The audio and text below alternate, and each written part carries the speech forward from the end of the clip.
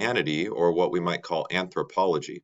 Just like when we were studying creation, and you might call that cosmology, we weren't doing it the way an astronomer would with a telescope, right? We were learning about creation or cosmology, the origin of the universe, the way a theologian would. What does God's word say about this? Similarly, when we study humanity or anthropology, we're not doing it the way a biologist or sociologist would. We're doing it the way a theologian would. What does God's word say about humanity, about mankind at the level of the individual and the level of all of us as a human family? First, that we are the crown of creation. From Called to Believe, it says, Scripture unmistakably testifies that humans are qualitatively different from the rest of creation, and that God had placed humans in a position over it. If you were to believe the theory of evolution, that somehow our ancestors weren't all human, right? We have apes in our family tree. We're close cousins to chimpanzees. Then you would have to believe that humans aren't different in category or quality compared to these other creatures. We're just different in degree. They have intelligence, we have more. They have language, we have more, and so on. But that's simply not the case. Human beings are different qualitatively, different categorically than all other creatures, right? Only human beings write books. Only human beings ask questions and argue about things like meaning and purpose in life. What is good? What is true? What is beautiful? Only human beings have ever told a joke or understood a joke. Only human beings do what could properly be called artwork. If you found some cave and there were etchings on the wall, imagine there was a shallow arc across the wall, and then above that there was a circle with little dashes coming out of the circle, and then on the shallow arc there was this creature with 4 legs and antlers running, and then behind it there was this creature with 2 legs and 2 arms, and one arm was holding a sharp pointy thing, and it was chasing the creature with the antlers. You would never imagine that animals drew that. You would only imagine that human beings drew that etching on the wall in the cave, because human beings are categorically, qualitatively different, not just different by degree, but different in kind. As Genesis says, God made each according to its kind. Well, the human creature is a unique kind. Genesis 1, God said, let us make mankind in our image, in our likeness, so that they may rule over the fish in the sea and the birds in the sky, over the livestock and all the wild animals, and over all the creatures that move along the ground. Genesis 2, the Lord God took the man and put him in the Garden of Eden to work it and take care of it. Genesis 2 again, now the Lord God had formed out of the ground all the wild animals and all the birds in the sky. He brought them to the man to see what he would name them. And whatever the man called each living creature, that was its name. So the man gave names to all the livestock, the birds in the sky, and all the wild animals. What do we learn about humanity from these passages? That we are the one creature made in the image of God. If you want to know what God is like, and all you have to do is look at the created things that the Lord made, which created thing could you look at to get the best glimpse of what the Creator is like? Humans.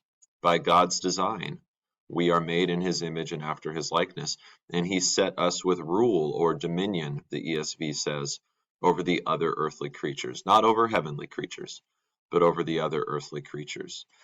Because we have that rule or dominion, it is a man, not a lion, not a giraffe, a man that God puts in the garden to work it and care for it. He's in charge, and thus he gets to name the creatures, right? Just as God has been naming everything so far, I'll call it day, night, I'll call it heaven, I'll call it sea, I'll call it land or earth, right? Now Adam names creatures because he's the one made in the image of the Creator. So humanity is the crown of creation. What kind of person wears a crown? A king or a queen? So you can think of Adam and Eve as like lowercase little king, little queen, made in the image of the King above all kings and the Lord above all lords. And just as God has authority over all creation, Adam and Eve are given some authority over earthly creation. And authority is always given not to bless the one who has the authority, but to bless those underneath the authority. Jesus, who has all authority in heaven and on earth, he tells us he came not to be served, but to serve to give his life as a ransom for many. So Adam and Eve are given this authority not to lord it over the other creatures, but to be responsible for them and take care of them and serve another. As the culmination of creation, on the sixth day, God made man and woman. How did God grade his work after each day of creating? Remember, God looked at what he had made, and it said he saw that it was good, and there was evening and there was morning that day. But after the sixth day, how did God grade his work after created man and woman? And it's really after he had created everything. It said God looked down at all that he had made and saw that it was very good. But the most recent thing he had made on day 6 was the man, and then finally, the very last thing he made was the woman, Adam and then Eve. God spoke the world into existence, but with man he became intimately involved. So you see in the Genesis creation text, God says, "Let there be," and it was so. God just speaks light into existence. But with the creatures of the earth, it says he formed them from the ground, and with humanity specifically, it describes this as a fearful and wonderful and artistic process, that the Lord is like a potter working with clay, that in our mother's womb we are fearfully and wonderfully made by the Lord, that the breath of the Almighty gives us life. God breathes his life into our nostrils, and then we become living creatures. So it is only with humanity, the creature made in God's image, that God is described as this wonderful craftsman at work, creating a masterpiece, these creatures that are like him. Genesis 2 says God formed the man from the dust of the ground, and then later that he formed the woman from the rib, or more literally in Hebrew, from the side of the man.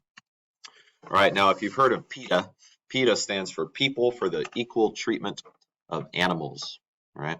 How would this idea of humans being the crown of creation sit with PETA? They wouldn't like it one bit. This idea that man was assigned responsibility and we have authority and responsibility over the other creatures, they would call that speciesist. You've heard of racist or sexist. They would think assigning more value to one kind of creature, humans, than to other creatures is speciesist. Quoting Called to Believe, this assignment is especially noteworthy as it becomes increasingly common to label the belief that humans are of greater worth than other creatures as speciesism, and to now denounce this belief as no different from racism or other bigoted views. Let me state it sort of controversially just to make my point. Years ago, there was a story in the news about a zookeeper who, upon seeing a gorilla drag a little child, into the gorilla cage, because I guess the kid was leaning against the railing and they fell into the gorilla pen, and now the gorilla grabbed the child and is dragging this little kid back into the cage. A staff member there at the zoo acted quickly, grabbed a rifle, and shot the gorilla. Now, this created different reactions from the public. Some people were like, thank God he acted so quickly and saved that child's life. Others were like, how dare he shoot that gorilla? Maybe there was another way to protect the child that didn't lead to the death of the gorilla, right? Now, if I had a choice between protecting every gorilla lest they all go extinct, or protecting one human little child, without even thinking twice about it, I would immediately save the child and let all the gorillas go extinct. Why? It's not because gorillas have no value. They do. The Lord made them. They are part of God's good creation, and humanity is responsible for stewarding or caring for God's creation. So I have no interest in the unnecessary death of a gorilla. I do have every interest in taking every necessary means possible to save the life of any human being, and in that case, a child, right? So it's not that other creatures have no value. It's that human life has this sacred value because we were made in the image of God. All right, what is the image of God? Genesis 1. So God created man in his own image. In the image of God, he created him. Male and female, he created them. The Latin for this phrase, image of God, is Imago Dei, and a lot of ink has been spilled by theologians over what it means. Does it mean we are intellectually similar? God is intelligent. We were made in his image. We are intelligent. Creatively, God is the creator. We were made in his image, so we're creative too. God made the trees, but we use the wood from the trees to build buildings.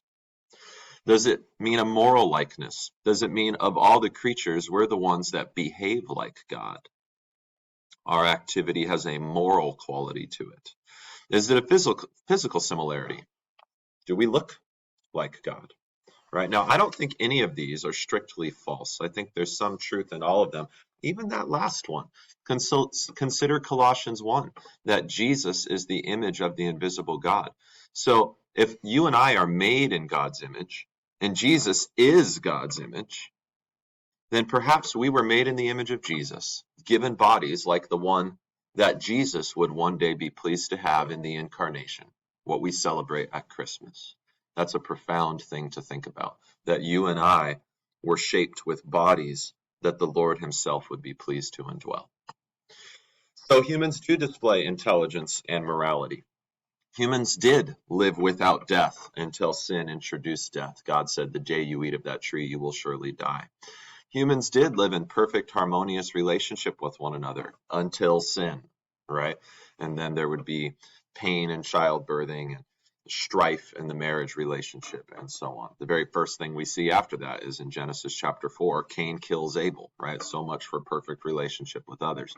But prior to sin, this state in the Garden of Eden would have been called the primeval state, right? When creation's just good. The fall hasn't happened yet. Everything is as God designed it to be, holy and righteous and good. Now, which one no longer applies after the fall into sin? Immortality is just gone entirely. Now creatures die, especially humanity. The wages of sin is death. So while Adam and Eve would have lived forever, they did not, and neither do you and I. We're born, we live, we die, unless God does something about it. And of course, that jumps ahead of the story where Jesus promises resurrection and eternal life to all who believe in him. What was lost at the fall? In the narrow sense of the term, the image of God was lost. Look at Genesis 5. When Adam had lived 130 years, he had a son in his own likeness and his own image, and he named him Seth. Right? So notice that Seth is in Adam's likeness, in Adam's image. So we inherit the image of God through our parents. And because our parents are sinners, we inherit a image of God that is corrupted by human sin. We also inherit mortality rather than immortality. Immortality is lost at the fall. Just as sin entered the world through one man and death through sin, and in this way death came to all people because all sinned, for the wages of sin is death. We also forfeited righteousness and God's holiness, right? Now, if another creature looks at us, are they seeing a good representation of what God is like? Because of sin, they're not. We are not holy like God. We are not righteous like God. We have lost a right relationship with our Father in heaven because of sin. I want to go to the next page. Oh, there it goes. Now, the image of God in the wide sense is retained, right? We are still set apart from the other animals. We're still intelligent in a way they are not. We still have moral capacity and culpability in a way that they do not. And we still have dominion or responsibility and rule over the other creatures. All of these are now corrupted. We're not as intelligent or wise as we ought to be. We're certainly not as moral as we ought to be. And the responsibility and rule that we have over other creatures is broken too. Other creatures don't trust us, and we don't trust them. Now, there are glimpses of this being redeemed, for example, in the relationship with a pet, perhaps. But in general, the wild animal's not going to run up to you like, hi, human. But it would have been that way in the garden. There would have been no fear between humans and humans or humans and other creatures.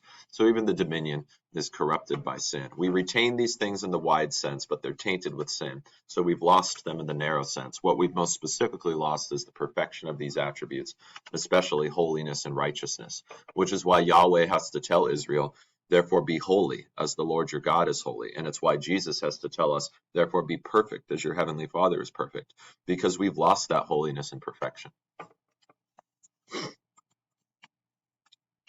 There we go. All right, I think I'm going to pause here and make one more video to finish this up because I have a few more material items to get through.